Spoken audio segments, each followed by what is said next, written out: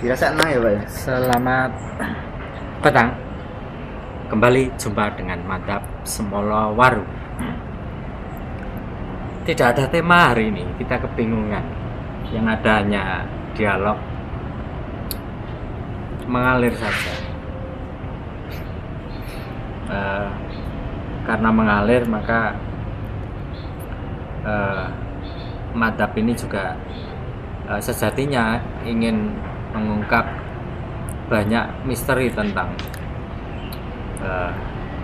alam, dimulai tidak hanya dari agama saja, tetapi mungkin juga bisa dimulai dari filsafat barangkali.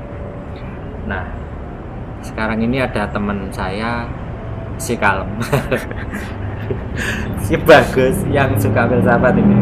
Gimana Gus pendapatnya filsafat alam? Mulai dari mana dulu silakan. Ya. Filsafat apa yang itu ya? Yang saya rasakan apa gimana? Boleh. Saya terlanjur ngomong alam gimana? Alam. Ayo mulai Tekat alam ya. Ya. Jadi ya filsafat itu memang masih membingungkan bagi bagian banyak orang. Tapi ketika kita tambah umur, pertama dewasa, rasa ingin tahu akan suatu hal itu tidak bisa terelakkan. Jadi kalau dulu kita sekedar hanya menjalani hidup sekedar untuk ya mencari kesenangan, tapi kemudian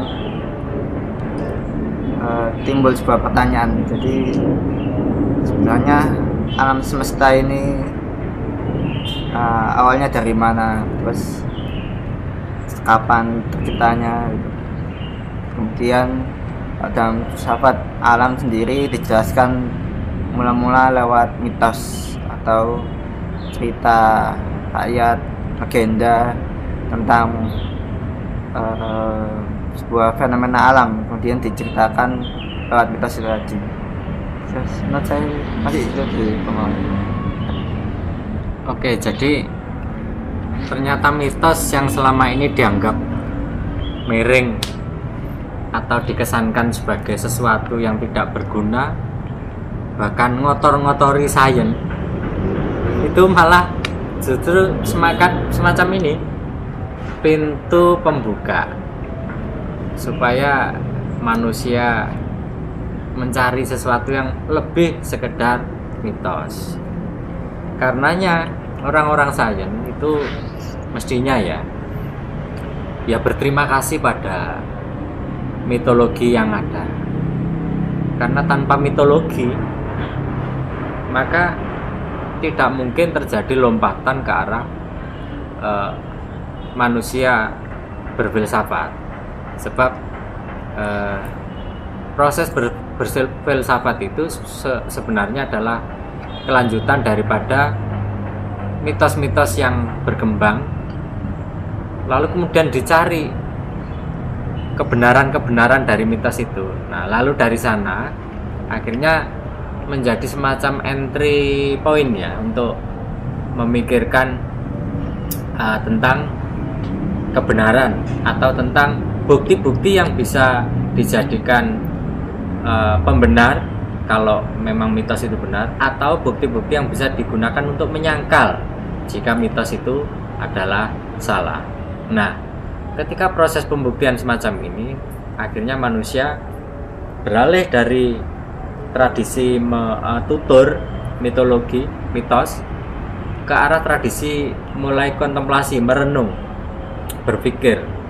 Nah, berpikir inilah yang menjadi cikal bakal awal mula manusia melakukan proses filsafat. Nah, lalu filsafat ini dimulai dari mana?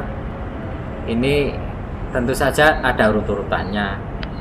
Kalau yang saya pernah dengar itu sih, pertamanya filsafat alam, lalu baru kemudian masuk ke filsafat manusia, baru kemudian ke filsafat ilmu. Jadi urutannya seperti itu. Tapi ada juga yang mengatakan filsafat umum. Tapi kalau dibuat pengkotak-pengkotakan itu ya filsafat alam, filsafat manusia, baru ke filsafat ilmu. Oke, kita mulai dari filsafat alam dulu, Gus, karena kamu ini pakarnya asal usul semesta. Coba diterangkan ke saya asal usul semesta itu. Ya, kembali lagi juga, jadi filsafat ini kan juga sudah didahului oleh orang-orang dahulu. Jadi yang saya lakukan adalah membaca hasil pemikiran orang-orang terdahulu, kemudian saya kontemplasikan, saya cari realitanya, cari fenomenanya di alam sekitar saya. Kemudian Apa? sangar Pengedan. udah balik filsafat. Balik. Oh, puari. filsafat alam. Foto saja Ya filsafat alam. Biasanya Bagus suka sekali ngomong atom. Kenapa hari ini tidak dimulai dari sana? Oh iya, dari atom. Atom Berawal dari filsafat alam ini kan sejatinya adalah mengamati benda-benda sekitar kita. Jadi kalau zaman dahulu kita mengamati gunungan, mengamati sungai, kemudian mengamati perbintangan, langit. Nah, lalu mereka mencoba mempertanyakan ini asal usulnya dari mana sih. Kemudian ada yang mencetuskan namanya itu Thales. Jadi yang saya bacakan dari filsafat Yunani ya, mengatakan bahwa awal dari alam semesta ini adalah air. Jadi benda-benda yang kita lihat ini oleh filsuf zaman dahulu coba digolongkan dalam beberapa elemen. Jadi elemen tanah, air, api, angin. Mereka beranggapan 4 dasar itulah yang membentuk alam semesta. Tapi Thales kemudian menyimpulkan bahwa zat awal yang menciptakan alam semesta adalah air. Mungkin karena dia mengamati pada waktu itu sebuah tanah yang diberi air, maka tumbuh sebuah tumbuhan. Mungkin dari itu dia berkesimpulan bahwa ternyata air lah sumber kehidupan. Jadi air itulah menjadi awal terjadinya alam semesta. Gitu. Baik. Jadi jika Thales mengatakan asal usul kehidupan itu adalah dari air. Nah, pemikiran Thales ini didasarkan pada pengamatan, karena secara indrawi dia mengamati sebuah tanah yang tadinya mati atau gersang, begitu memperoleh aliran air, muncul atau tumbuh kehidupan dari sana. Lalu diamati lagi setelah air itu tidak mengalir di situ, tumbuhan itu mati atau kehidupan menjadi tidak ada. Dari situ lalu kemudian muncul berlogikanya si Thales ini yang menyatakan bahwa kehidupan pastilah dari air, sehingga air adalah yang teratas di antara susunan pembentuk alam raya tadi.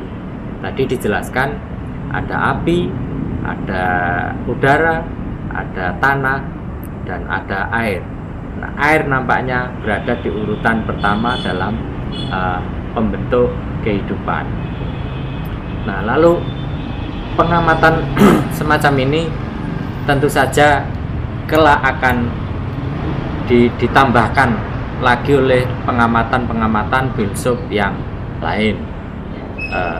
Saya ingin ke bagus lagi sebelum kepada Mas Blangkon ini datangnya telat. Maca itu saja. Ke salon dulu tadi. Iya. Oh, karena main vlog langsung ke salon. Ya, ke bagus dulu, bagus dulu. Selain pembentuk air itu pembentuk apa lagi? Pembentuk alam semesta selain dari air itu dari apa lagi?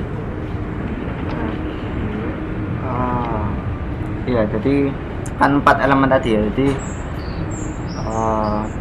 karena tidak berdiri sendiri sesuatu itu, jadi sesuatu itu tercipta karena perkawinan atau penggabungan dari beberapa elemen. Jadi ketika air itu bertemu dengan tanah, maka bisa diibaratkan timbul tanaman. Kalau udara ketemu api, nyala. Jadi semua itu saling berhubungan, saling melengkapi. Dari situ mereka beranggapan bahwa segala sesuatu di dunia ini proses penciptaannya yaitu dari penggabungan elemen-elemen dan juga pemisahan elemen-elemen. Jadi kalau awal tumbuhan itu tercipta dari tanah, udara, api, air, tapi dengan kadar masing-masing, kemudian setelah mati pun dia juga akan terurai menjadi keempat elemen dasar tadi. Kemudian entah nanti menjelma ke materi apa lagi, mungkin bisa menjadi hewan, bisa menjadi struktur DNA lain di dalam manusia pun bisa seperti itu. Jadi atom jadi sesuatu yang kecil ya, dari materi, elemen, kemudian ke atom. Jadi atom-atom ini memecah, berkumpul, memecah, berkumpul, membentuk suatu hal yang baru. Jadi di siklus kehidupan.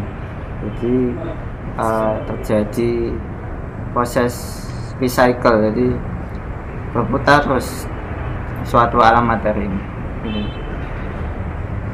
Baik, jadi kesimpulannya Bagus mengatakan bahwa semuanya itu terjadi akibat adanya penyatuan dan adanya pemisahan. Jadi Bagus mulai mengarah kepada unsur dasar, pembentuk dari tanah, pembentuk dari air, pembentuk dari api, dan pembentuk dari udara. Itu semuanya dicari unsur pembentuknya apa saja, lalu kemudian perilaku unsur ini yang tadi dikatakan kadang-kadang bersatu, kadang-kadang berpisah. Ini mengingatkan perasaan manusia bahwa ketika penyatuan itu berarti magnet yang menyatukan adalah cinta. Nah, ketika pemisahan itu adalah benci ya. Jadi susunan alam raya ini hanya bisa menjadi konstruk atau bentuk apabila ada laku atau kinerja yang disebut penyatuan dan pemisahan atau cinta dan benci. Yin yang kata orang sini. Oke, kita berarti masuk ke ini Mas Bagus, ke penemu atom itu siapa lupa saya namanya. Demokritus. Ayo ke Demokritus dulu. Mas Mail yang menjelaskan sekarang. Oke, silakan Mas Mail.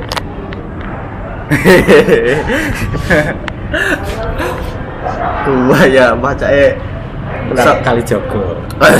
Sudah kali kali semolawar. Ya, jadi nyambung tadi yang dikatakan Mas Bagus dan masuk pada filsafat alam yang tadi Mas Bagus singgung tentang ada beberapa filosof yang kemudian mengatakan bahwa kuantitas alam raya ini tidak akan pernah berkurang itu. Siapa jenenge lah gak salah, Anaxagoras apa Anaximenes itu? Anaximander. Anaximenes anak si Mendel lah yo yang benar. Rio. Si Ek mana? Intinya itu beliau bicara bahwasanya kuantitas alam raya ini tidak akan pernah berkurang meskipun ada yang datang, ada yang pergi. Secara kuantitas tidak akan berkurang. Jadi ketika ada orang mati dan kemudian seluruh atom-atomnya itu kemudian unsur-unsurnya kembali, ada yang kembali ke udara, ada yang kembali ke tanah dan seterusnya. Nah, kemudian ada juga yang terlahirkan muncul sesuatu baru, misalkan muncul tumbuh-tumbuhan dari makam seseorang itu yang kemudian memunculkan tumbuhan dan kemudian memunculkan sesuatu. Jadi secara kuantitas alam raya ini tetap. Kemudian juga ada filosof yang mengatakan bahwasanya tidak ada sesuatu itu bisa diulangi lagi. Misalkan air yang kita sentuh, air mengalir dan kemudian yang kita pijaki itu tidak akan pernah kita bisa pijaki yang kedua kalinya itu. Nah, kemudian perkembangannya masuk pada Demokratus yang mengatakan bahwasanya zat zat paling terkecil yang membentuk unsur-unsur yang ada di seluruh alam semesta ini, kemudian beliau mengatakan atom itu sendiri. Atom itu zat yang paling kecil dan tidak bisa dipecah lagi, itu kata beliau. Jadi unsur-unsur dari dunia ini terdiri dari atom-atom yang kemudian saling menyatu dan kemudian juga saling melepas satu sama lain, dan itu terus bergulir seperti itu sampai hari ini. Jadi itu kalau menurut Plato. Menurut Demokratus bahwasanya semesta ini tercipta dari atom-atom kecil, partikel-partikel kecil yang disebut atom itu sendiri. Kemudian belajar dari Barat, kalau Barat kan mengatakan seperti itu, dia belajar dari filsafat alam, dia belajarnya tentang asal muasal alam itu sendiri. Kalau di Timur belajar dari alam itu adalah sifat-sifat alam itu sendiri. Nah, itu yang kemudian dipelajari oleh orang-orang Timur dan kemudian menciptakan satu karakter tersendiri di dalam pemahaman dan perilaku orang-orang Timur. Itu yang kemudian membedakan filsafat Barat tentang alam, filsafat alam Barat dengan filsafat alam dari Timur. Kalau filsafat alam dari Barat, dia lebih menekankan bahwasanya basis material apa yang kemudian menciptakan alam itu sendiri. Jadi alam ini terkesan digali sampai menemukan titik di mana itu sudah tidak bisa digali lagi, dipecahkan lagi. Ya, misalnya tadi Demokratus menyatakan atom itu sendiri. Kalau orang Timur belajar dari alam bukan menggalinya, tapi bagaimana kita memahami sifat-sifat alam, siklus dan seterusnya, itu yang kemudian dijalankan di dalam kehidupan sehari-hari. Itu sih yang bisa saya tambahkan untuk diskusi filsafat alam. Baik, terima kasih Mail. Semakin ini mengurai batas-batas. Kalau tempo hari ada garis demarkasi mana barat mana timur. Nah, untuk filsafat kali ini nampaknya batas itu sengaja akan kita robohkan demi keutuhan filsafat itu. Nah, tadi sudah disinggung Demokritos. Memang atom ini di dalam buku-buku itu Demokritos adalah pencetus pertamanya mengenai susunan alam semesta ini tercipta dari unsur dasar yang disebut dengan atom. A itu tidak, atom itu terbelah. Artinya zat yang sudah tidak bisa dibelah lagi, artinya yang paling kecil. Tapi mohon diingat juga, di Timur itu sudah ada pengetahuan semacam ini. Inilah yang kita sebut sebagai jagat cilik. Jadi ada jagat gede, ada jagat cilik. Cuman kecenderungan masyarakat yang masih bermental inlander itu kan, mereka tidak bangga kalau tidak menggunakan istilah asing, tidak merasa hebat kalau tidak datang dari barat itu. Akhirnya yang lebih dikenal adalah atom ketimbang jagat cilik gitu. Padahal ngomong mikrokosmos, makrokosmos itu dolinane mbak-mbak ya dhewe biyen. Wis ora aneh. Iki mbae. Ini prototipe dari leluhur kita. Namanya Ismail. Nah, lalu kemudian yang menarik tadi, Ismail itu sudah mulai agak merambah ke wilayahnya si Siddhartha Gautama ini tadi. Sering aku rada cetok ketika dia menyebut air, bahwa air yang Anda pijak itu tidak pernah air yang sama. Jadi Anda tidak bisa masuk ke sungai untuk kedua kalinya, karena sungai yang pertama itu sudah tidak ada, karena sudah berubah. Nah, sejatinya alam semesta ini kan tidak ada yang tetap, semuanya adalah berubah. Yang abadi adalah perubahan itu sendiri. Nggak ada yang abadi, semua berubah. Tapi tetap ada yang abadi, apa? Ya perubahan itu sendiri. Sehingga untuk masuk ke sungai yang kedua kali wis gak ketemu, wis berubah ya. Banyune wis ngalir. Sehingga yang Anda temui pada saat masuk ke sungai yang kedua kalinya itu air yang lain, air yang beda. Ini kalau enggak keliru Gautama yang pernah ngomong gini, ya Buddha ya? Bukan? Ada filsuf barat Barat lagi, ya ampun. Barat. Kenapa sih harus barat gitu? Gautama cuma nambahi. Oh, Gautama nambahi ya sudah. Yang penting ini sudah kita robohkan garisnya sehingga kita tidak ada batas. Nah, tadi dikatakan bahwa kalau perubahan-perubahan inilah yang paling abadi dan tidak ada yang tetap. Nah, pertanyaan berikutnya, siapakah yang menggerakkan perubahan ini kan gitu? Ya kudu runtut gitu. Jadi keajekan di tingkat jagat gede, galaksi yang dengan susunan konstelasinya itu, lalu poros dengan satelitnya, edar pada orbit, terus pada garis edar masing-masing dan seterusnya, ini kan semacam keteraturan di tingkat jagat gede. Tetapi sejatinya keteraturan di tingkat jagat gede ini bisa terjadi seperti itu karena ada pertempuran besar di jagat cilik, muajur-ajuran pokoknya. Inilah yang disebut dengan elektron, proton, neutron itu yang selalu bergerak dinamis terus itu. Ya, ini yang sebenarnya membentuk keajekan alam jagat gede. Karena dibantu oleh alam jagat cilik yang selalu bergerak, tidak pernah berhenti, tidak pernah tidur. Nah, siapa yang menggerakkan semua itu? Tentu saja adalah energi. Nah, tadi si Samuel ini sudah menyinggung sedikit bahwa di alam ini tidak akan ada yang bisa habis. Pun demikian dengan energi atau daya, ya, atau kekuatan. Energi itu tidak bisa musnah, dia hanya malih-malih ini aja, berpindah-pindah saja. Perubahan-perubahannya berpindah seperti siklus gitu ya, tidak pernah musnah.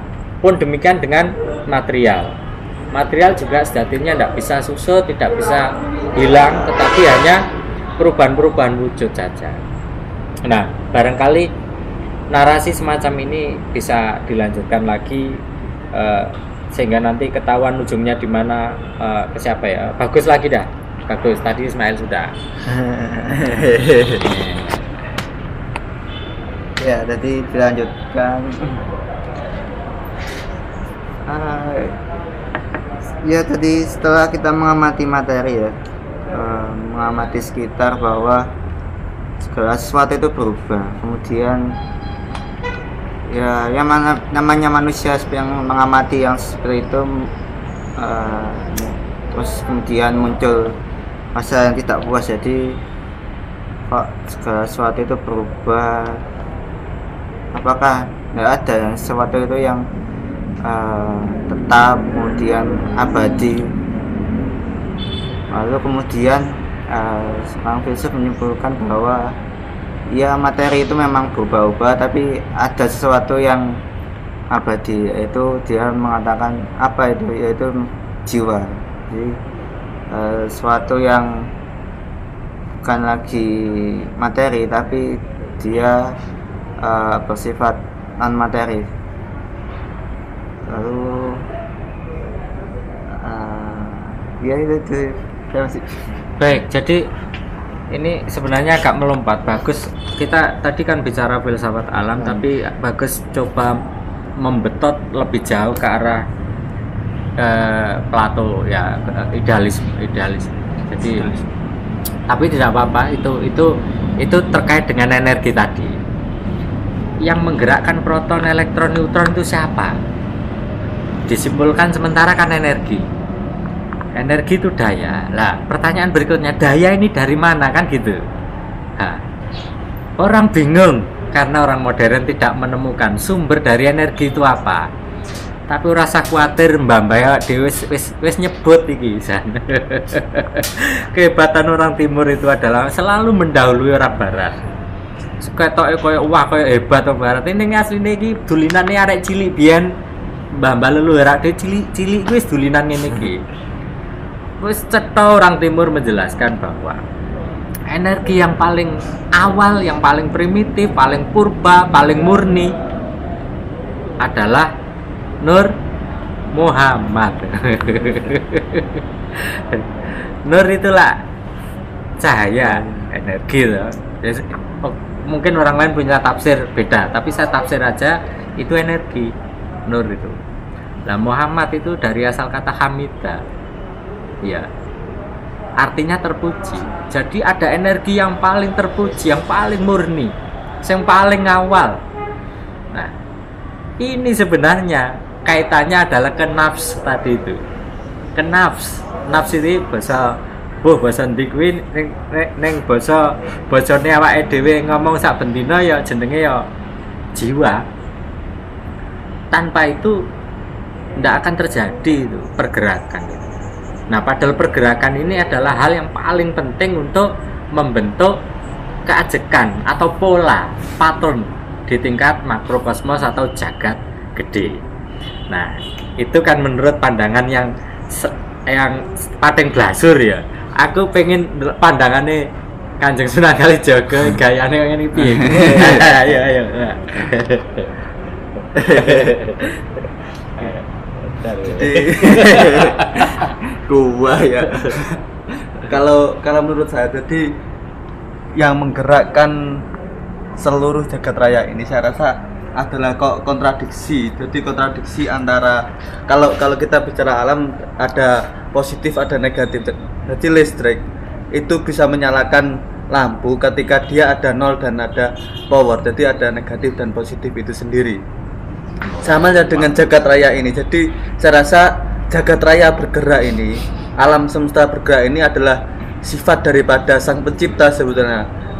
Sifat kontradiksi dari sang pencipta. Jadi sang pencipta punya sifat baik juga punya sifat maha pembenci, maha penyayang juga maha menghancurkan dan seterusnya. Itu sifat kontradiksi dari sang pencipta itu yang kemudian menggerakkan seluruh semesta ini. Jadi ketika sang pencipta hanya memiliki satu sifat saja, sang maha penyayang, maka saya rasa kontradiksi ini tidak akan pernah memunculkan sebuah gerakan tanpa ada sebuah gesekan-gesekan antara positif dan negatif ini sendiri. Jadi positif negatif secara kosmos atau secara alam semesta ini saya rasa diawali dari sifat-sifat sang pencipta itu sendiri. Jadi yang kemudian memunculkan gerakan-gerakan semesta dan kemudian gerakan-gerakan semesta ini mulai dikerucutkan kemudian ditemukannya sebuah energi listrik dan seterusnya itu yang kemudian diawali dari sumber positif dan negatif itu. Saya rasa sih itu kalau menurut saya, kalau melihat dari satu runtutan, kalau kita melihat pergerakannya listrik muncul itu dari positif negatif dan kemudian coba ditarik ke atas, saya rasa sih kontradiksi dari sifat-sifat sang pencipta.